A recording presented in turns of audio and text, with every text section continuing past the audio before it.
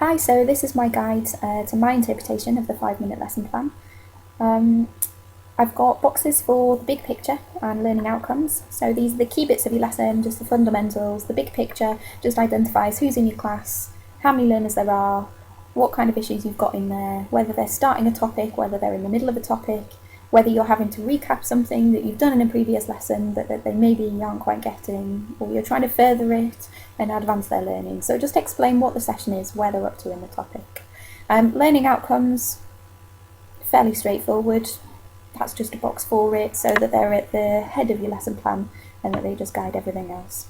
Okay, over here is my little smiley face, and this is probably my favourite bit of my lesson plan, but this is the engagement part. So this is how you're going to engage your learners, what you're going to do to attract them. It might be a starter, it might be a plenary, it might be something in the middle, something that you're doing to excite and interest them and engage them with the learning process. If you have a look at the samples on my website, they'll give you an indication of what I've tried to achieve in this box. Okay, so in the middle we've got assessment for learning and resources. Assessment for learning, just highlight all the opportunities that you've got for assessment throughout your lesson, whether it's a recap, something at the beginning, middle, end, anything at all that you're doing to assess your learners. I actually added in this clipboard after I'd planned a few of the lessons using my transformative lesson plan. I really needed this because often when I go into a lesson I've got loads of different resources for the whole time, and it's kind of like, what do I use when and where and how? So this was just a little reminder for me, just to highlight where my resources were going to be used. Okay, this is my stretch and challenge box, and this is something my college use to really refer to differentiation. So stretch and challenge is just stretching your learners, challenging them, giving them something extra, helping them go that extra mile. So support that you've got for lower level learners, things like frameworks and starter sentences that I use in the class would go in this box. But then also how you're stretching them either in class or outside, how you're challenging them to really go further with their learning. So just highlighting any opportunities that you've got throughout your lesson. Again, just look at the samples on my website if you want to see what I've been putting in those boxes. Okay, over here is something I added, which is key lesson questions. I always find it really useful before I go into a lesson to think about what I'm hoping to ask the learners at some point during the lesson.